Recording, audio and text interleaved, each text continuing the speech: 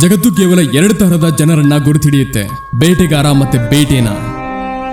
ಏನಾದ್ರೂ ನೀವು ಬೇಟೆ ಆಗಿದ್ರೆ ಆಗ ಜಗತ್ತು ನಿಮ್ಮನ್ನ ತುಳಿದಾಕ್ಬಿಡುತ್ತೆ. ಆದ್ರೆ ಏನಾದ್ರೂ ನೀವು ಬೇಟೆಗಾರ ಆಗಿದ್ರೆ ಆಗ ಜಗತ್ತು ನಿಮ್ಮಿಂದ ಹೆದರೋದು ಶುರು ಮಾಡುತ್ತೆ. ಈ ಜಗತ್ತು ಒಂದು ಯುದ್ಧದ ಮೈದಾನ, ಒಂದು ಈ ರೀತಿ ಯುದ್ಧ. ಅದರಲ್ಲಿ ಕೇವಲ ಎಲಕ್ಕಿಂತ ಶಕ್ತಿಶಾಲಿನೇ ಗೆಲ್ತಾನೆ. ಇಲ್ಲಿ ದುರ್ಬಲ ವ್ಯಕ್ತಿಗಳು ಕೇವಲ ಒಂದು ಚಿಕ್ಕ ಮೀನಿನ ಹಾಗೆ ದೊಡ್ಡ ಬೇಟೆಗಾರರ ಬೇಟೆ ಆಗ್ತಾರೆ. ಯಾವ ದಿನ ನಿಮಗೆ ಈ ಜಗತ್ತಿನ ನಿಜವಾದ ಸತ್ಯ ಅರ್ಥ ಆಗುತ್ತೋ ಆ ದಿನ ನೀವು ಕೇವಲ ಒಂದು ನಿರ್ಧಾರ ತಗೋತೀರಾ, ಬೇಟೆಗಾರ ಆಗು ಅಥವಾ ಬೇಟೆ ಆಗು. ಏನಾದ್ರೂ ನೀವು ಮೆಂಟಲಿ ಅಂಡ್ ಫಿಸಿಕಲಿ ವೀಕ್ ಇದ್ರೆ ಈ ಜಗತ್ತಿನ ಜನರು ನಿಮ್ಮನ್ನ ದಿನಾ ಸತಾಯಿಸೋದಕ್ಕೆ ಪ್ರಯತ್ನ ಮಾಡ್ತಾರೆ. ಜನ ನಿಮಗೆ ತಮಾಷೆ ಮಾಡ್ತಾರೆ, ನಿಮ್ಮಿಂದ ಚಿಕ್ಕ ಚಿಕ್ಕ ವಿಷಯಗಳನ್ನ ದೂರ ಇಡ್ತಾರೆ. ಯಾವ ತರ ಅಂದ್ರೆ like you are not so important. ಮತ್ತೆ ನಿಮ್ಮನ್ನ ಎಲ್ಲರ ಮುಂದೆ ಇನ್ಸಲ್ಟ್ ಮಾಡ್ತಾರೆ. ಒಬ್ಬ ನಿಮಗೆ ಸುಳ್ಳು ಹೇಳಿದ್ರೆ ಒಬ್ಬ ನಿಮಗೆ ಮೋಸ ಮಾಡ್ತಾನೆ. ಹೇಳೋದಕ್ಕಂತೂ ಎಲ್ಲ ನಿಮ್ಮ ಸ್ನೇಹಿತರೆ, ಆದ್ರೆ ನಿಜವಾದ ಸಮಯದಲ್ಲಿ ನೀವು ಬೀಳ್ತಾ ಇರೋದನ್ನ ನೋಡಿ ನಗೋರು ಎಲ್ಲಕ್ಕಿಂತ ಜಾಸ್ತಿ ಇರ್ತಾರೆ. ಆದ್ರೆ ಏನಾದ್ರೂ ನೀವು ನಿಮ್ಮನ್ನ ಒಬ್ಬ ಮಾನ್ಸ್ಟರ್ ರೀತಿ ಮಾಡಿದ್ರೆ ಫಿಸಿಕಲಿ ಅಂಡ್ ಮೆಂಟಲಿ, ಆಗ ಜಗತ್ತು ನಿಮ್ಮಿಂದ ಕಿರಿಕ್ ಮಾಡ್ಕೊಳ್ಳೋದಕ್ಕಿಂತ ಮುಂಚೆ 1000 ಸಲ ಯೋಚನೆ ಮಾಡುತ್ತೆ. ಇವತ್ತು ನಾನು ನಿಮಗೆ ಈ ರೀತಿ ರೂಲ್ಸ್ ಗಳನ್ನ ಹೇಳ್ತಾ ಇದ್ದೀನಿ. ಅದು ನಿಮ್ಮನ್ನ ಒಬ್ಬ ಈ ರೀತಿ ವ್ಯಕ್ತಿಯನ್ನಾಗಿ ಮಾಡುತ್ತೆ. ಅವನನ್ನ ಯಾರು ಸೋಲಿಸದೇ ಇರೋದು, ಅವನಿಗೆ ಬೇರೆಯವರು ಮೋಸ ಮಾಡೋದಕ್ಕಿಂತ ಮುಂಚೆ 1000 ಸಲ ಯೋಚನೆ ಮಾಡಬೇಕು. ಮತ್ತೆ ಅವನಿಗೆ ಜಗತ್ತು ಕೇವಲ ಒಂದೇ ಹೆಸರಿಂದ ಗುರುತಿಡಿಬೇಕು, ದ ಬೀಸ್ಟ್, ರಾಕ್ಷಸನಂತೆ. ಒಬ್ಬ ಈ ರೀತಿ ಬೀಸ್ಟ್, ಅವನು ಯಾರ ಮುಂದೇನು ಬಗ್ಗಲ್ಲ, ಯಾರಿಂದಾನು ಹೆದರಲ್ಲ, ಮತ್ತೆ ಯಾರದು ಕೇಳಲ್ಲ. ಆದ್ರೆ ವಿಡಿಯೋ ಶುರು ಮಾಡೋದಕ್ಕಿಂತ ಮುಂಚೆ ನೀವು ಮನಸ್ಸಿಂದ ಒಂದು ಮಾತು ಕೊಡಬೇಕಾಗತ್ತೆ. ನೀವು ಈ ವಿಡಿಯೋನ ಯಾವುದೇ ಸ್ಕಿಪ್ ಮಾಡದೆ, ಯಾವುದೇ ಡಿಸ್ಟ್ರಾಕ್ಷನ್ಸ್ ಇಲ್ಲದೆ ಧ್ಯಾನದಿಂದ ನೋಡ್ತೀರಾ, ಮತ್ತೆ ಅದನ್ನ ಚೆನ್ನಾಗಿ ಅರ್ಥ ಮಾಡ್ಕೊಳ್ತೀರಾ. ಈಗ ನೀವು ತಯಾರಿದ್ರೆ ಆಗ ಕಮೆಂಟ್ಸ್ ಅಲ್ಲಿ ಬರೀರಿ ಐ ಆಮ್ ಬೀಸ್ಟ್, ಮತ್ತೆ ಈ ವಿಡಿಯೋನ ಹೇಳ್ದ ಹಾಗೆ ಸ್ಕಿಪ್ ಮಾಡದೆ ಕೊನೆ ತನಕ ನೋಡಿ.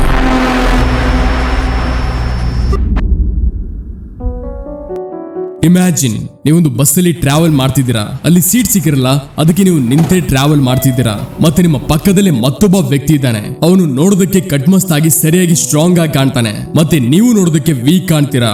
ಮತ್ತೆ ಆ ವ್ಯಕ್ತಿ ಜೊತೆ ನಿಮ್ಮ ಮಾತುಕತೆ ನಡೆದು ವಾದ ಆಗೋಯ್ತು. ಈಗ ಆ ವ್ಯಕ್ತಿ ನಿಮಗೆ ಹೊಡೆಯೋದಕ್ಕೂ ಮೊದಲು 1 ಸೆಕೆಂಡ್ ಯೋಚಿಸ್ತಾನ. ಆನ್ಸರ್ ಇಸ್ ನೋ, ಇಲ್ಲ. ಯಾಕಂದ್ರೆ ಆ ವ್ಯಕ್ತಿಯ ಬ್ರೈನ್ ಅವನಿಗೆ ಹೇಳುತ್ತೆ ನೀನಂತೂ ಸ್ಟ್ರಾಂಗ್ ಇದೆಯಾ, ಅವನಂತೂ ನೋಡೋದಕ್ಕೆ ಶಿಲೆ ಕೆತ್ತ ತರ ಇದ್ದಾನೆ, ಹೊಡಿಯೋನಿಗೆ. ಮತ್ತೆ ಈಗ ನಿಮ್ಮ ಮೈಂಡ್ ಹೇಳುತ್ತೆ ಅರೆ ನೀನ್ ತುಂಬಾ ವೀಕ್ ಇದೆಯಾ, ಮೊದಲು ಕೈ ಎತ್ಬೇಡ. ಅಂದ್ರೆ ಮೊದಲು ನೀವು ಸ್ವಲ್ಪ ಖಂಡಿತ ಹೆದರ್ತೀರಾ. That is the power of physical strength. ನಾನು ತುಂಬಾ ವ್ಯಕ್ತಿಗಳನ್ನ ನೋಡಿದ್ದೀನಿ, ಅವರು ತಮ್ಮ ವೈಫ್, ತಂಗಿ ಮತ್ತೆ ಮಗಳನ್ನ ಕರ್ಕೊಂಡು ಬಸ್ಸಲ್ಲಿ ಟ್ರಾವೆಲ್ ಮಾಡ್ತಾರೆ. ಮತ್ತೆ ಕೆಲವು ಹಲ್ಕಟ್ ಜನ ಲುಚ್ಚಾ ಸ್ಟೂಡೆಂಟ್ಸ್ ಗಳು ಅವರ ವೈಫ್, ತಂಗಿ ಅಥವಾ ಮಗಳನ್ನ ಗುರಾಯಿಸ್ತಿರ್ತಾರೆ. ಮತ್ತೆ ಆ ವ್ಯಕ್ತಿ ಲಿಟರಲಿ ಏನು ಹೇಳೋದಿಲ್ಲ. ಒಬ್ಬ ವ್ಯಕ್ತಿಲಿ ಮೊದಲು ಕಾಣೋದೆ ಅವನ ಬಾಡಿ ಸ್ಟ್ರಕ್ಚರ್. ಅದಕ್ಕೆ ಏನಾದ್ರೂ ನಿಮ್ಮ ಬಾಡಿ ಸ್ಟ್ರಕ್ಚರ್ ನೋಡೋದಕ್ಕೆ ವೀಕ್ ಕಾಣ್ತಿದ್ರೆ ಜನ ನಿಮ್ಮನ್ನ ಲೈಟ್ ಆಗಿ ತಗೋತಾರೆ, ಮತ್ತೆ ನಿಮ್ಮ ಮೈಂಡ್ ಕೂಡ ನಿಮ್ಮನ್ನ ಲೈಟ್ ಆಗಿ ತಗೊಳುತ್ತೆ, ಎಲ್ಲಾ ಕಡೆಗೆ ಎಣಿಸ್ತಾರೆ. And that is fact. ಇದನ್ನ ನೀವು ಬದಲಿಸೋದಕ್ಕಾಗಲ್ಲ. ಜನ ಒಬ್ಬ ಸ್ಟ್ರಾಂಗ್ ವ್ಯಕ್ತಿನ ಯಾವ ತರ ಟ್ರೀಟ್ ಮಾಡ್ತಾರೋ ಆ ತರ ಒಬ್ಬ ವೀಕ್ ವ್ಯಕ್ತಿ ಜೊತೆ ಯಾವತ್ತೂ ನಡೆಯಲ್ಲ. ಬೇಕಿದ್ರೆ ಲುಕಿಸಮ್ ಆನಿಮೆ ಇದೆ, ಒಂದ್ಸರಿ ಹೋಗಿ ನೋಡಿ, ನಿಮಗೆ ಗೊತ್ತಾಗುತ್ತೆ. ಅದಕ್ಕೆ ಈ ಕಲಿಯುಗದಲ್ಲಿ ಏನಾದ್ರೂ ತಲೆ ಎತ್ತಿ ನಡಿಬೇಕು ಅಂದ್ರೆ ಆಗ ನೀವು ಫಿಸಿಕಲಿ ಸ್ಟ್ರಾಂಗ್ ಆಗ್ಲೇಬೇಕಾಗತ್ತೆ. ನಾನಿಲ್ಲಿ ಇದನ್ನ ಹೇಳ್ತಿಲ್ಲ ನೀವು ಎಲ್ಲವನ್ನ ಬಿಟ್ಟು ಇಡೀ ದಿನ ಬಾಡಿ ಬಿಲ್ಡಿಂಗ್ ಮಾಡ್ಬೇಕು ಅಂತ. ನೋ, ಇಲ್ಲ. ನೀವು ನಿಮ್ಮ ಬಾಡಿ ಇಷ್ಟಾದ್ರೂ ಸ್ಟ್ರಾಂಗ್ ಆಗಿ ಇಟ್ಟಿರ್ಬೇಕು. ನಾಳೆ ಏನಾದ್ರೂ ಒಬ್ಬ ವ್ಯಕ್ತಿ ನಿಮ್ಗೆ ಸ್ವಲ್ಪ ತಳ್ಳಿದ್ರು ನೀವು 10 ಹೆಜ್ಜೆ ಹಿಂದೆ ಹೋಗ್ಬಾರ್ದು. ಏನಾದ್ರೂ ನಿಮ್ಮ ಕಪಾಳಕ್ಕೆ ಒಂದ್ ಏಟ್ ಬಿದ್ರು ನಿಮ್ಮ ತಲೆ ತಿರುಗಬಾರ್ದು. ಸ್ಟ್ರಾಂಗ್ಲಿ ನಿಂತು ಅದಕ್ಕೆ ಪ್ರತಿಯುತ್ತರ ಕೊಡೋ ರೀತಿ ಇರಬೇಕು. ಕೇವಲ ನೀವು ಇಷ್ಟು ಸ್ಟ್ರಾಂಗ್ ಅಂತೂ ಇಟ್ಟಿರಿ ನಿಮ್ಮನ್ನ. ಈಗ ಪ್ರಶ್ನೆ ಇದೆ, ಬಾಡಿನ ಹೇಗೆ ಸ್ಟ್ರಾಂಗ್ ಇಡೋದು? ಗಮನ ಇಟ್ಟು ಕೇಳಿ. ಈ ವಿಡಿಯೋನ ನೀವು ಕೊನೆ ತನಕ ಪೂರ್ತಿ ನೋಡಿದ ಮೇಲೆ ನೀವು ಎಲ್ಲಕ್ಕಿಂತ ಮೊದಲು ಫೋನ್ ನ ಸೈಡ್ ಅಲ್ಲಿ ಇಡಿ, ಮತ್ತೆ ಒಂದು ಕನ್ನಡಿಯ ಮುಂದೆ ಹೋಗಿ ನಿಮ್ಮ ಬಾಡಿ ಸ್ಟ್ರಕ್ಚರ್ ನೋಡಿ. ನಿಮ್ಮ ಬಾಡಿ ಸ್ಟ್ರಕ್ಚರ್ ನೋಡೋದಕ್ಕೆ ವೀಕ್ ಆಗಿ ಕಾಣುತ್ತಾ ಅಥವಾ ಇಲ್ವಾ? ಏನಾದ್ರೂ ಹೌದು ಅಂದ್ರೆ ಆಗ ಒಂದು ಪೆನ್ ಅಂಡ್ ಪೇಪರ್ ತಗೊಂಡು ಕೂತ್ಕೊಳ್ಳಿ. ಎಲ್ಲಕ್ಕಿಂತ ಮೊದಲು ನಿಮ್ಮ ಹೈಟ್ ಅಂಡ್ ವೇಟ್ ಬರೀರಿ. ಮತ್ತೆ ನೆಕ್ಸ್ಟ್ ಸ್ವಲ್ಪ ರಿಸರ್ಚ್ ಮಾಡಿ ನಿಮ್ಮ ಒಂದು ಪರ್ಫೆಕ್ಟ್ ಡಯಟ್ ಪ್ಲಾನ್ ಮಾಡಿ. ಅಂದ್ರೆ ನೀವು ಡೈಲಿ ಎಷ್ಟು ಕ್ಯಾಲರಿ ತಿನ್ಬೇಕು, ಎಷ್ಟು ಪ್ರೋಟೀನ್ ತಿನ್ಬೇಕಾಗತ್ತೆ, ಎಲ್ಲ ಪರ್ಫೆಕ್ಟ್ಲಿ ರಿಸರ್ಚ್ ಮಾಡಿ ಬರ್ದಡಿ. ಮತ್ತೆ ಅದನ್ನ ಪ್ರತಿದಿನ ಫಾಲೋ ಮಾಡಿ. ಈಗ ಬರೋಣ ಎಕ್ಸರ್ಸೈಸ್ ಕಡೆ. ಡೈಲಿ ನೀವು ಕಡಿಮೆ ಅಂದ್ರೂ 45 ನಿಮಿಷ ಎಕ್ಸರ್ಸೈಸ್ ಮಾಡಬೇಕು. ಮತ್ತೊಂದರ ರೆಸ್ಟ್ ತಗೋಬೇಕು ಶುರುವಿನಲ್ಲಿ. ಫೇಸ್ ಸ್ಟ್ರಕ್ಚರ್ ನ ಸ್ಟ್ರಾಂಗ್ ಮಾಡೋದಕ್ಕೆ ಮ್ಯೂವಿಂಗ್ ಮಾಡಬಹುದು, ಚ್ಯೂಯಿಂಗ್ ಗಮ್ ಅಥವಾ ಕ್ಯಾರೆಟ್ ರೀತಿ ತರಕಾರಿ ಆಗಿಬಹುದು. ನೆಕ್ಸ್ಟ್ ಸ್ಟ್ರಾಂಗ್ ಮಾಡೋದಕ್ಕೆ ಈ ಎಕ್ಸರ್ಸೈಸ್ ಮಾಡಿ.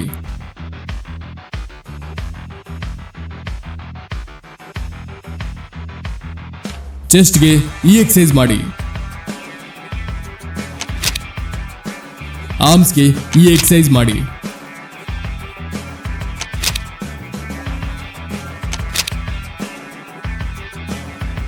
ಲೆಗ್ಸ್ಗೆ ಈ ಎಕ್ಸರ್ಸೈಸ್ ಮಾಡಿ. ಫಿಂಗರ್ಸ್ ನ ಸ್ಟ್ರಾಂಗ್ ಮಾಡೋದಕ್ಕೆ ಈ ಎಕ್ಸರ್ಸೈಸ್ ನ ಮಾಡಬಹುದು.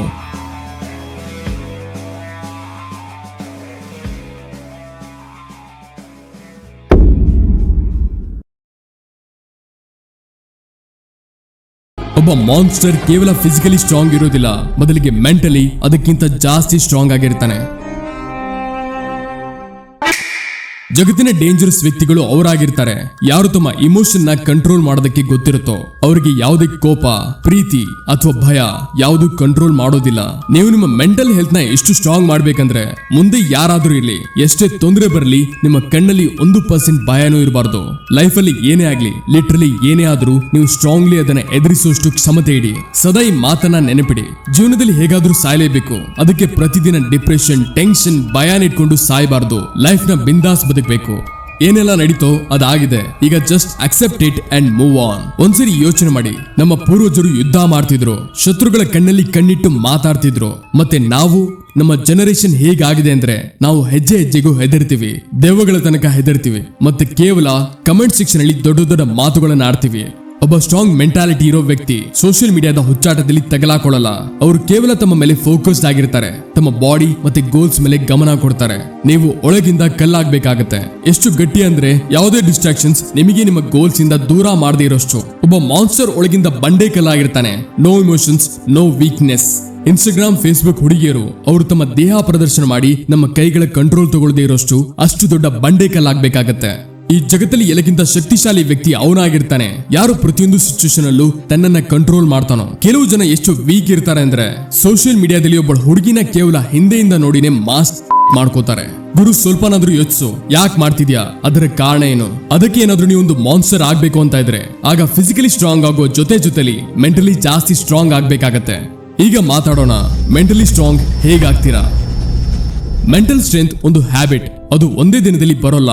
ಇದು ಒಂದು ಡಿಸಿಪ್ಲಿನ್. ಅದು ಸಮಯದ ಪ್ರಕಾರ ಬೆಳೀತಾ ಹೋಗುತ್ತೆ. ಏನಾದ್ರೂ ನೀವು ಇಷ್ಟಪಡ್ತಿದ್ರೆ, ಜಗತ್ತಿನ ಯಾವುದೇ ವಸ್ತು ನಿಮ್ಮನ್ನ ಮೆಂಟಲಿ ವೀಕ್ ಮಾಡಬಾರ್ದು ಅಂತ. ಆಗ ನೀವು ನಿಮ್ಮ ಯೋಚನೆ, ಹ್ಯಾಬಿಟ್ಸ್ ಮತ್ತೆ ಎನ್ವಿರಾನ್ಮೆಂಟ್ ನ ಬದಲಿಸಿ ಅಪ್ಗ್ರೇಡ್ ಮಾಡಬೇಕಾಗತ್ತೆ. ಎಲ್ಲಕ್ಕಿಂತ ಮೊದಲು ನೀವು ನಿಮ್ಮ ಮೈಂಡ್ ಸೆಟ್ ನ ಚೇಂಜ್ ಮಾಡಬೇಕಾಗತ್ತೆ. ಏನಾದ್ರೂ ನೀವು ಯೋಚಿಸ್ತಿದ್ರೆ, ಈ ಲೈಫ್ ಅನ್ಫೇರ್ ಇದೆ, ಅದೃಷ್ಟ ಜೊತೆ ಕೊಡ್ತಿಲ್ಲ, ಹಿಂದೆ ಎಷ್ಟು ತಪ್ಪುಗಳನ್ನ ಮಾಡಿದೀನಿ ಅಂತ ಕೂತಿದ್ರೆ, ಆಗ ನೀವು ಲೈಫ್ ಅಲ್ಲಿ ಯಾವತ್ತೂ ಸ್ಟ್ರಾಂಗ್ ಆಗೋದಕ್ಕಾಗಲ್ಲ. ಸ್ಟ್ರಾಂಗ್ ಜನರು ಸಿಚುವೇಶನ್ ನ ಕಂಟ್ರೋಲ್ ಮಾಡ್ತಾರೆ. ಜನ ಮತ್ತೆ ಸಂದರ್ಭಗಳನ್ನ ದೋಷಿಸಲ್ಲ, ಬ್ಲೇಮ್ ಮಾಡಲ್ಲ. ನಿಮಗೆ ನೀವೇ ಹೇಳಿ, ನನ್ ಜೊತೆ ಏನೇ ನಡೆದ್ರು ಅದಕ್ಕೆ ನಾನೇ ಜವಾಬ್ದಾರಿ, ಮತ್ತೆ ನಾನೇ ಅದನ್ನ ಸರಿಪಡಿಸ್ತೀನಿ. ಯಾವಾಗೆಲ್ಲ ಲೈಫ್ ಅಲ್ಲಿ ಈ ತರಹದ ಕಂಪ್ಲೇಂಟ್ ಬರುತ್ತೋ, ಆಗ ಕೇವಲ ಇದನ್ನ ನೆನಪು ಮಾಡ್ಕೊಳ್ಳಿ. ಹಾಸ್ಪಿಟಲ್ ನಲ್ಲಿ ಎಷ್ಟೊಂದೆಲ್ಲ ಜನ ಇದ್ದಾರೆ, ಅವರು ಸಾವು ಬದುಕಿನ ಮಧ್ಯ ಹೋರಾಡ್ತಿದ್ದಾರೆ ಕೇವಲ ಬದುಕೋದಕ್ಕೆ. ಮತ್ತೆ ಸುಸ್ತು ಶರೀರನ ಇಟ್ಕೊಂಡು ಕಂಪ್ಲೇಂಟ್ ಮಾಡ್ತಿದ್ದೀರಾ. ಏನಾದ್ರೂ ನೀವು ಮೊಬೈಲ್ ಅಲ್ಲಿ ಯಾವುದೇ ಆನ್ಲೈನ್ ಕೆಲಸ ಮಾಡಲ್ಲ ಅಂದ್ರೆ, ಆಗ ಎಷ್ಟಾಗುತ್ತೋ ಅಷ್ಟು ಮೊಬೈಲ್ ಯೂಸ್ ಕಡಿಮೆ ಮಾಡಿ. ಒಂದ್ ದಿನದಲ್ಲಿ ಮ್ಯಾಕ್ಸಿಮಮ್ 1 ಗಂಟೆ ಅಷ್ಟೇ ಸೋಷಿಯಲ್ ಮೀಡಿಯಾ ಯೂಸ್ ಮಾಡಿ, ಅದು ಒಳ್ಳೆ ಕಾಂಟೆಂಟ್ ನೋಡೋದಕ್ಕೆ. ಮತ್ತೆ ವಾರದಲ್ಲಿ 1 ದಿನ ನೋ ಸೋಷಿಯಲ್ ಮೀಡಿಯಾ ಡೇ ಇಡಿ. No reels, no social media, ಕೇವಲ ಬುಕ್ಸ್, ನೇಚರ್ ಮತ್ತೆ ಸೆಲ್ಫ್ ರಿಫ್ಲೆಕ್ಷನ್. ಮತ್ತೆ ಆಗಲೂ ಏನಾದ್ರೂ ಡಿಸ್ಟ್ರಾಕ್ಷನ್ ಚೂಸ್ ಮಾಡುವ ಮನಸ್ಸಾದ್ರೆ, ಆಗ ನಿಮ್ಗೆ ಒಂದು ಜೋರಾದ ಏಟ್ ಹಾಕಿ. ಮೆಂಟಲಿ ಸ್ಟ್ರಾಂಗ್ ಇರೋ ಜನರು ಕಂಫರ್ಟಬಲ್ ಲೈಫ್ ಬದುಕಲ್ಲ, ಬದಲಿಗೆ ಕಷ್ಟಗಳಲ್ಲಿ ಮಜಾ ಕಾಣ್ತಾರೆ. ಪ್ರತಿದಿನ ಏನಾದ್ರೂ ಡಿಫಿಕಲ್ಟ್ ಮಾಡಿ. ಮೆಂಟಲಿ ಸ್ಟ್ರಾಂಗ್ ಆಗೋದಕ್ಕೆ ಬ್ರೈನ್ ಕೆಲಸ ಮಾಡಬೇಕಾಗತ್ತೆ. ಮೆಡಿಟೇಷನ್ ಅಂಡ್ ಡೀಪ್ ಬ್ರೀತಿಂಗ್ ನಿಮ್ಮ ಫೋಕಸ್ ಮತ್ತೆ ಇಮೋಷನಲ್ ಕಂಟ್ರೋಲ್ ನ 10x ಬೂಸ್ಟ್ ಮಾಡುತ್ತೆ. ಮತ್ತೆ ನೀವು 5 ಬುಕ್ಸ್ ಓದ್ಬೋದು. The 48 loss of power, Robert green. ಈ ಬುಕ್ ನಿಮಗೆ ಹೇಳುತ್ತೆ ಜಗತ್ತಲ್ಲಿ ಹೇಗೆ ಪವರ್ ನ ಗೇಮ್ ಆಡೋದು, ಮತ್ತೆ ನೀವು ಮೆಂಟಲಿ ಹೇಗೆ ಸ್ಟ್ರಾಂಗ್ ಇರೋದು. 2 ಅಟಾಮಿಕ್ ಹ್ಯಾಬಿಟ್ಸ್, ಜೇಮ್ಸ್ ಕ್ಲಿಯರ್. ಇದು ನಿಮಗೆ ಪವರ್ಫುಲ್ ಹ್ಯಾಬಿಟ್ಸ್ ಬೆಳೆಸೋದು ಕಲಿಸುತ್ತೆ. ಅದು ನಿಮಗೆ ಡಿಸ್ಟ್ರಾಕ್ಷನ್ಸ್ ಅಂಡ್ ವೀಕ್ನೆಸ್ ಇಂದ ಹೊರಗೆ ತೆಗೆಯುತ್ತೆ. 3 the subtle art of not giving A ಫಾ, ಮಾರ್ಕ್ ಮ್ಯಾನ್ಸನ್. ಇದು ನಿಮಗೆ ಕಲಿಸುತ್ತೆ ಹೇಗೆ ಕೇವಲ ಇಂಪಾರ್ಟೆಂಟ್ ವಿಷಯಗಳ ಮೇಲೆ ಗಮನ ಕೊಡಬೇಕು ಮತ್ತೆ ಯೂಸ್ಲೆಸ್ ಕೆಲಸಗಳನ್ನ ಇಗ್ನೋರ್ ಮಾಡಬೇಕು. 4 ಕಾಂಟ್ ಹರ್ಟ್ ಮೀ, ಡೇವಿಡ್ ಗಾಗಿನ್ಸ್. ಈ ಬುಕ್ ನಿಮಗೆ ಕಲಿಸುತ್ತೆ ಹೇಗೆ ಎಕ್ಸ್ಟ್ರೀಮ್ ಹಾರ್ಡ್ಶಿಪ್ಸ್, ಕಷ್ಟಗಳನ್ನ ಎದುರಿಸಬೇಕು ಮತ್ತೆ ಒಂದು ಅನ್ಬೀಟಬಲ್ ಮೈಂಡ್ ಸೆಟ್ ನ ಡೆವಲಪ್ ಮಾಡಬೇಕು. 5 ಡೀಪ್ ವರ್ಕ್, ಕಾರ್ಲ್ ನ್ಯೂಪೋರ್ಟ್. ಇದು ನಿಮಗೆ ಫೋಕಸ್ ಮತ್ತೆ ಡಿಸ್ಟ್ರಾಕ್ಷನ್ ಇಂದ ಹೇಗೆ ಬಚಾವ್ ಆಗೋದು ಅನ್ನೋದು ಕಲಿಸುತ್ತೆ. ಲಾಸ್ಟ್ ಅಲ್ಲಿ ನಿಮಗೋಸ್ಕರ ಈ ರೀತಿ 5 ಸ್ಟ್ರಾಂಗ್ ರೂಲ್ಸ್ ಮಾಡಿ, ಅದನ್ನ ನೀವು ಏನಾದ್ರೂ ಆಗ್ಲಿ ಫಾಲೋ ಮಾಡ್ತೀರಾ. ರಣಭೂಮಿಲಿ ಆಡೋದಕ್ಕಿಂತ ಮುಂಚೆ ಮನಸ್ಸಿನ ಭೂಮಿಲಿ ಆಡ್ತಾರೆ.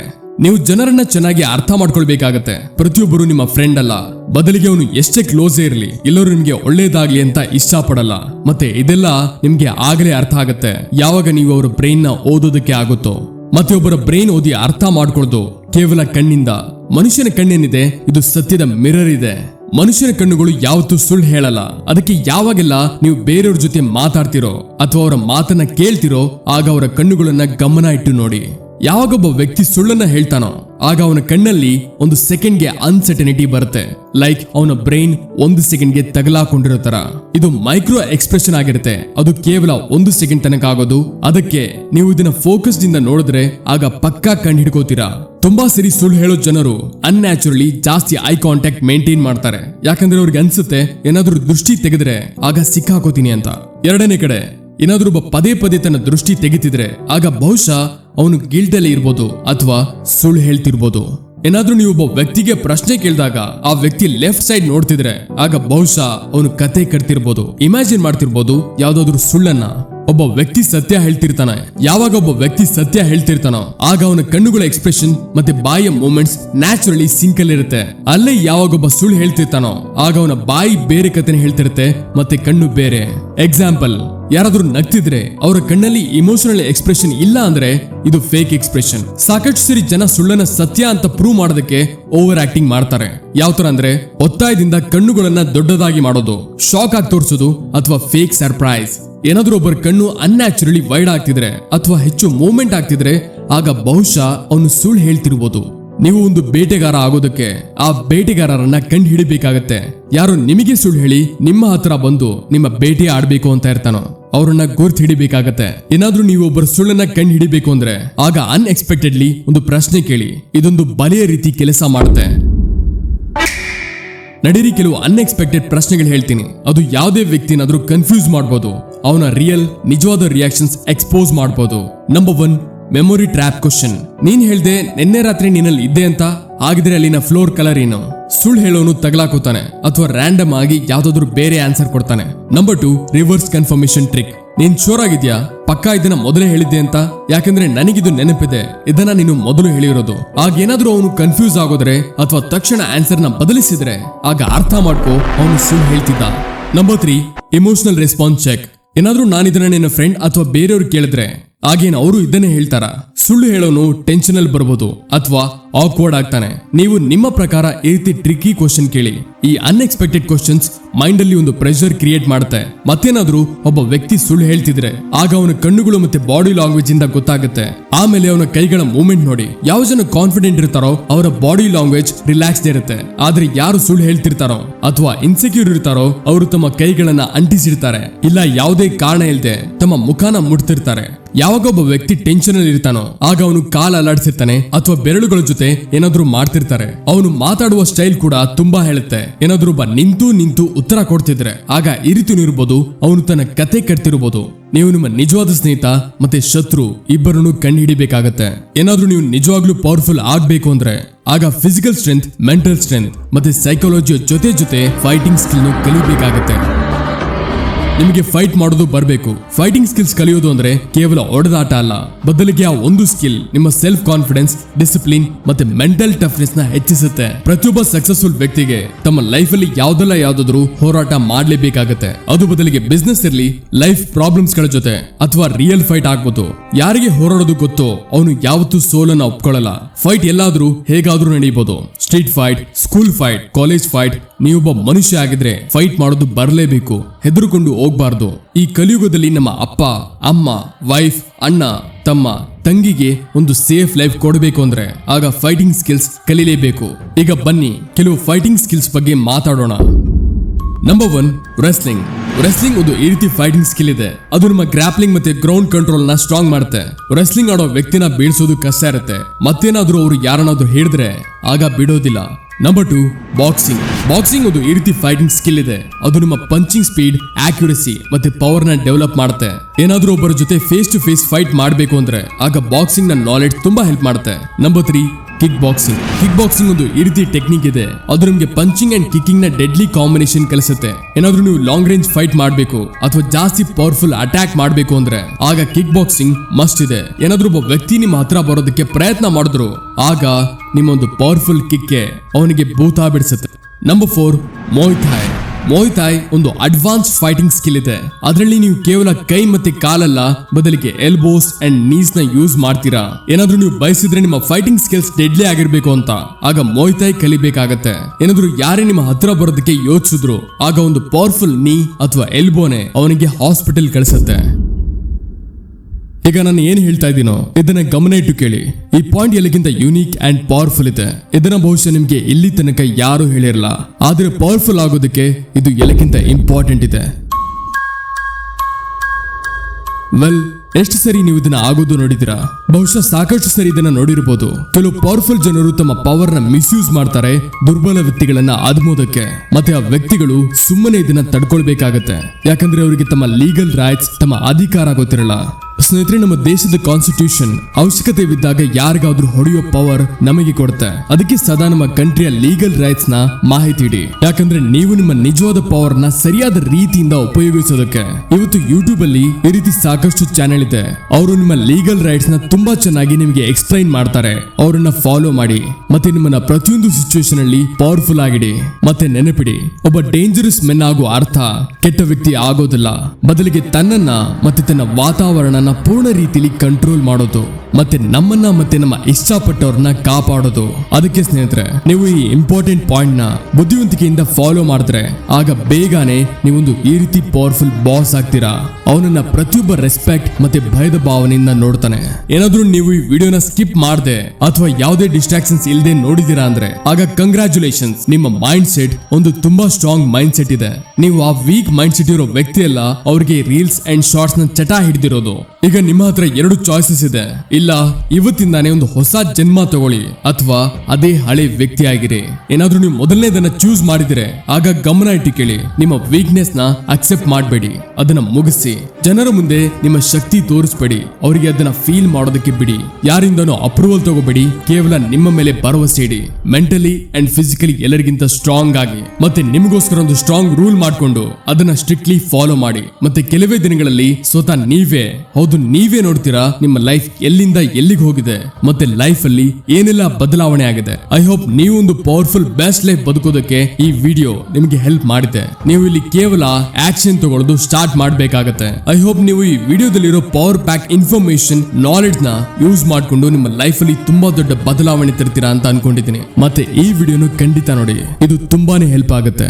ಸೊ ವಿಡಿಯೋ ಹೆಲ್ಪ್ಫುಲ್ ಆಗಿದ್ರೆ ವಿಡಿಯೋನ ಲೈಕ್ ಮಾಡಿ. ಚಾನಲ್ಗೆ ಹೊಸಬರಾಗಿದ್ರೆ ಅಥವಾ ಸಬ್ಸ್ಕ್ರೈಬ್ ಆಗಿಲ್ಲ ಅಂದ್ರೆ ಖಂಡಿತ ಸಬ್ಸ್ಕ್ರೈಬ್ ಮಾಡ್ಕೊಳ್ಳಿ. ಇದೇ ರೀತಿ ಹೆಚ್ಚಿನ ವಿಡಿಯೋಸ್ ನಿಮಗೋಸ್ಕರ ತುಂಬಾ ಬರಲಿದೆ. ಅಲ್ಲಿ ತನಕ ಸಿಗೋಣ ಮುಂದಿನ ವಿಡಿಯೋದಲ್ಲಿ. Keep learning and keep growing.